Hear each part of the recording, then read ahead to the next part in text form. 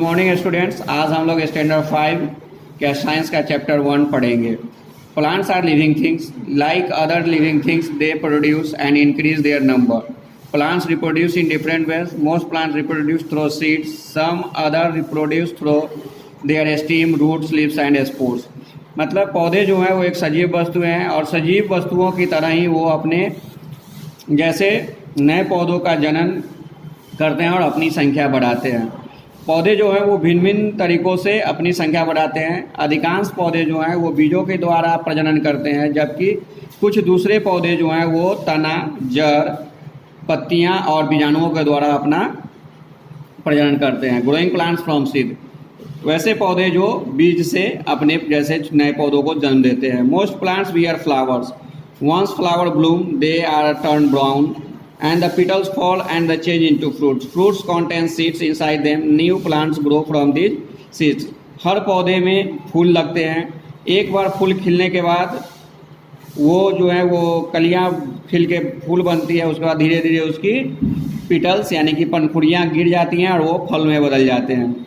फलों के भीतर ही बीज होता है जिससे नए पौधे का जन्म होता है। Do all seed grow into plant? No, all seed do not grow into new plants. Plant reproduce many seeds, but only some of them grew into new plants. Some reason for this are given here. Some seeds not healthy and do not germinate.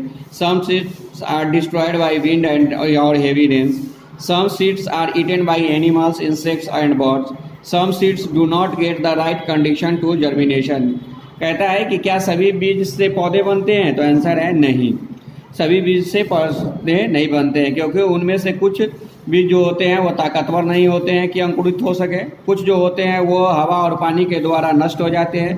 कुछ को जानवर, कीड़े और चिड़ियों के द्वारा खा लिया जाता है और कुछ जो है वो उनको इस तरह का कंडीशन नहीं मिलता कि वो बीज अंकुरित होके पेड़ में बदल सके। Food for the baby plant stored in the seed leaves, as long as the baby plant does not grow green leaves, it depends on the food stored in the seed. कहता है पौधों का जो छोटे पौधे का जो भोजन होता है वो उनके बीज में ही होता है। जैसे ही वो पेड़ निकलता है तो वो पेड़ निकलने के बाद से जो है उन बीजों से उस पेड़ को, छोटे पेड़ को भोजन मिलता है। सीड जर्मिनेशन, सीड का अंकुरित होना। The process of seed growing into plant is called germination. Let us find out the condition necessary for the germination of seed. पौधे बीज से पौधे का अंकुरित होना ही प्रजनन कहलाता है। अब हम लोग इस चैप्टर में उसी के बारे में पढ़ेंगे। You will see that only seeds in a plant 4 have germinated. This proves that air, moisture and warmth are the condition necessary for the germination. यहाँ पे दिखाया गया है कि एक में पौधे को यानी कि बीज को सूखा रखा गया है, दूसरा में पानी भर दिया गया, तीसरे को रेफ्रिजरेटर में रख गया और चौथे को मॉइस्ट कॉटन के ऊपर रखा गया। तो सिर्फ चौथा जो इसको मॉइस्ट कॉटन पर रखा गया था वही अंकुरित हो पाया, बाकी सभी जो हैं वो जैसे थे वैसे ही रह गए। इसलिए किसी भी बीज को अंकुरित होने के लिए हवा, पानी और गर्मी यानी कि सूरज की रोशनी का होना आवश्यक है। Germination. So a germinating seed needs air to breathe. Water makes seed coat soft. This helps the baby plant come out. The warmth needed by the seed for itself to become active. मतलब कहता है कि बीजों को सांस लेने के लिए हवा की आवश्यकता होती है, उनका पानी की आवश्यकता होती है ताकि उनके ऊपर जो छिलके होते हैं वो मुलायम हो सके और धूप की रोशनी से उनके सेल्स जो हैं वो सक्रिय हो जाते हैं। What will happen if you plant these seeds in the soil? Discuss. कहता है कि क्या होगा अगर इन बीजों को तुम मिट्टी में लगा दोगे। The baby plants use its food for cotyledons. The baby plants use their food till it grown into own root and leaves. Once the food is cotyledon is used, the cotyledons shrink and fall off. कहता है कि जब पौधे, छोटे पौधों को खाना जो है वो कोटिलीडॉन से बनता है, जब तक अपना वो जड़ विकसित नहीं कर लेते हैं तब तक उनको उन्हीं कोटिलीडॉन से खाना मिलता रहता है। एक बार जब पौधा अपने जड़्स का इस्तेमाल भोजन के लिए करने लगता है, तो ये कॉटिलिडॉन्स जो है वो सिकुड़ जाते हैं और पेड़ से अलग हो जाते हैं। After the food from cotyledons is used, young plants continue making their food through photosynthesis. Plants need air, light, warmth, water, nutrients to be healthy. Plants get light and warmth from the sun and nutrients from the soil. एक बार जब cotyledons का भोजन वो ख़त्म कर लेते हैं, उसके बाद वो प्रकाश संश्लेषण की क्रिया के द्वारा अपना भोजन बनाना शुरू करते हैं। पौधों को भोजन बनाने के लिए हवा, प्रकाश, गर्मी, पानी और पोषक तत्वों की आवश्यकता होती है। पौधे को प्रकाश और गर्मी जो है वो सूर्य की रोशनी से मिलती है, जबकि पोषक तत्व उसको मिट्टी से प्राप्त। डिस्पर्सल ऑफ सीड, पौधों के बीजों का फैलाव। Dispersal means accreting of the seeds far from the parent plant before they touch the soil. There are some agents in nature to scatter these seeds. These agents carry the seed or fruits away from their plants. मतलब पौधों का फैलाव जो है वो यानी कि जो उसके पेरेंट्स होते हैं, जो मातृ पौधा होता है, उनसे उनके बीजों को दूर ले जाना ही डिस्पर्सल कहलाता है। इसमें प्रकृति के द्वारा बहुत सारे एजेंट हैं जो कि इन फलों को, जिनके अंदर बीज होती है, उनको अपने पेरेंट्स यानी कि अभिभावक पौधे से दूर करते हैं। एजेंट्स ऑफ डिस्पर्सल, डिस्पर्सल के कारण। Dispersal carried out by the wind, water, animals and explosion of food. Dispersal जो होता है वो किसी बीज का, वो जो है उसमें हवा, पानी, जानवर और धमाका के द्वारा बीज का फटना, और उससे क्या होते हैं, बीज जो है वो चारों तरफ छिटा जाते हैं। Wind disperses the seed many plants, trees and woods. The seeds are usually small, flat and dry, light in weight. Seeds of cotton, madar, hyptes are light and they have their hair or wings, so they can be easily carried by the wind.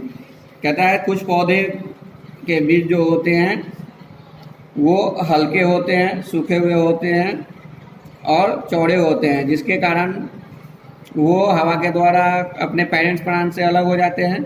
कुछ बीज जैसे cotton, मदार और हिप्टेज जो होते हैं उसमें पंखियाँ लगी होती है, जिसके कारण वो हवा से उड़ के एक जगह से दूसरी जगह चले जाते हैं।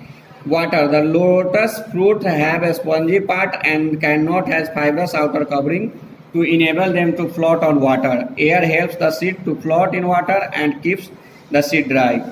कहता है कि कमल के पौधे का जो बीज वाला भाग होता है वो स्पंजी होता है, जबकि नारियल का फल के चारों ओर रेशेदार आउटर कवरिंग होता है, जिससे वो पानी में तैर पाते हैं।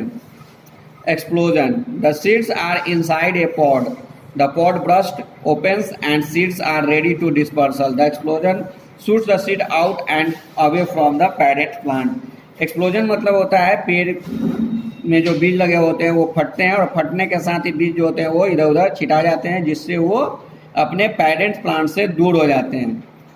Animals, human beings animals eat fruit like cherries, mangoes and throw away their seeds. Some seeds have hook and spines, they get stuck to the hairy skin of animals and carried away. कुछ फल जैसे आम, cherry के इंसानों के द्वारा खाया जाता है, उनके बीज को निकाल के इधर उधर फेंक दिया जाता है, जबकि कुछ बीज में हुक के तरह का लगा हुआ होता है, जिससे वो क्या होता है जानवरों के स्किन में या फिर उनके बालों में चिपक जाते हैं और अपने पेरेंट्स प्लांट से दूर हो जाते हैं। When fruit like tomato, strawberries, fish and orange are eaten whole along with seeds, the seeds do not get digested because they are coated and thus are dispersed. They pass out of the body as a part of waste matter. कुछ फलों के बीज जैसे टमाटर, strawberry, fish और orange के बीज जो होते हैं वो सबूत ही मनुष्य के द्वारा या जानवरों के द्वारा खा लिए जाते हैं, और सीड कोट के कारण वे जो होते हैं वो मानव शरीर के अंदर पच नहीं पाते हैं और वो वेस्ट के रूप में शरीर से बाहर निकल जाते हैं और फैल जाते हैं। New plants from other parts of plants, यानी कि पेड़ पौधे के दूसरों भागों से नए पौधों का बनना, growing plants from stem. Some plants can reproduce by stem, potato and onion are two such plants. Potatoes and ginger are underground stem. They have eyes on them, and any piece of the vegetable having an eyes can grow into new plants. कहता है कि कुछ पौधे जो हैं वो बीजों के अलावे दूसरे भागों से अपने आप जैसे पौधों का प्रजनन करते हैं, जैसे कि आलू और प्याज। आलू और अदरक में के जो तने होते हैं वो ज़मीन के भीतर होते हैं, उनमें आँख बनी हुई होती हैं, और जिन सब्जियों के ऊपर आँख बनी हुई होती हैं वे उनसे ही अपने जैसे नए पौधों का प्रजनन करते हैं। Rose, money plants, hibiscus, sugar cane are some plants which grown from stem. If we cut a stem from these plants, the plant it in the soil, it will grow into a new plant. गुलाब, money plant के पौधे, hibiscus, गन्ने, ये सभी के पौधे जो होते हैं वो उनके तनों से तैयार होते हैं। अगर हम उनके तने को काट कर मिट्टी में रोप दें तो उनसे नए पौधे बन जाते हैं। ग्रोइंग प्लांट्स फ्रॉम रूट्स, जड़ों से नए पौधों का तैयार हुआ। Plants like carrot, sweet potato, radish and turnip grow new plants from roots. If we cut the top portion of the carrot and plant it in the ground, new plant will be grow from it।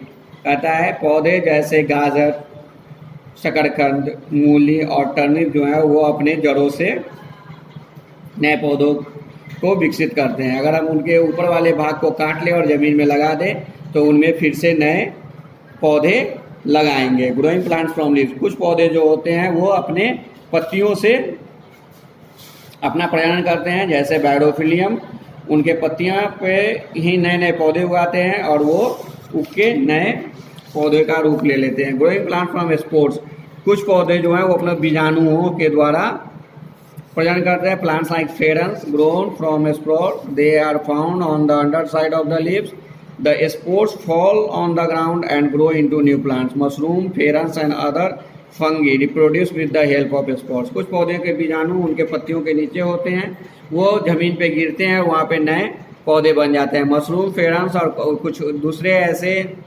कवकीय पौधे हैं जो spores के द्वारा अपना प्रजनन करते हैं।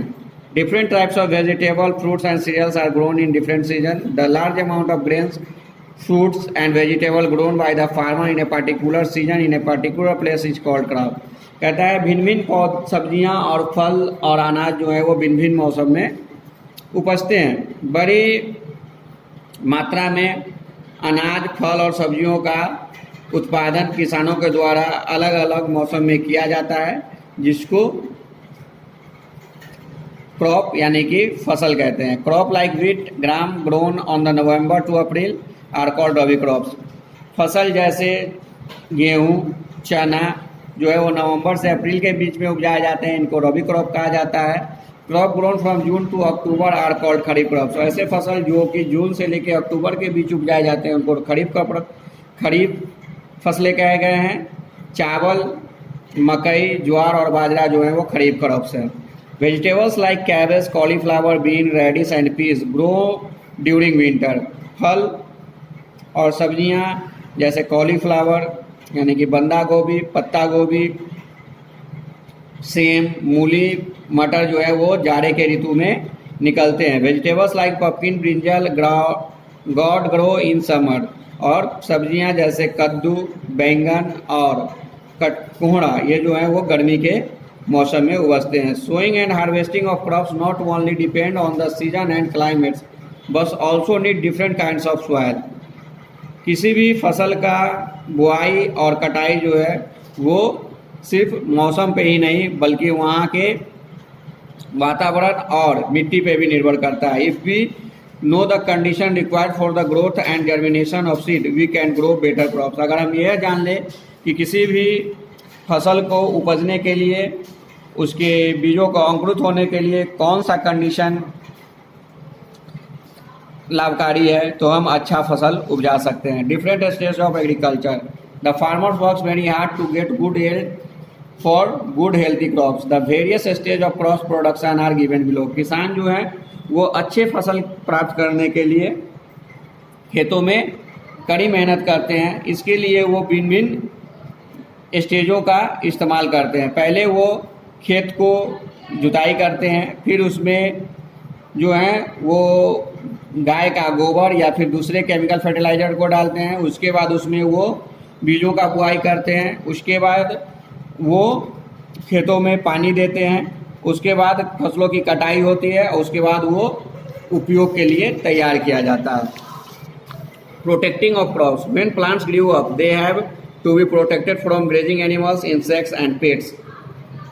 जब फसल बड़े हो जाते हैं तो उनको चरने वाले जानवर, कीड़े और पालतू पशुओं से रक्षा करना पड़ता है। To protect the crop from grazing animals, farmers often build a fence around the field. चराई करने वाले जानवर से बचाने के लिए किसान अपने खेत के चारों ओर घेरा लगा देते हैं और कीड़ों से बचाने के लिए उस पर पेस्टिसाइड यानी कि कीटनाशक दवाओं का प्रयोग किया जाता है। Birds also destroy crops.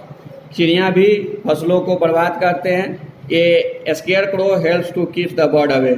एक बिजूखा जो होता है वो पक्षियों को डराने में काम आता है। इसी के साथ हमारा ये चैप्टर 1 फिनिश हुआ। आगे इसका question answer, fill in the blanks और मैच द फॉलोइंग आप लोग को नोटबुक में तैयार करना है और याद करना है। Thank you, good bye.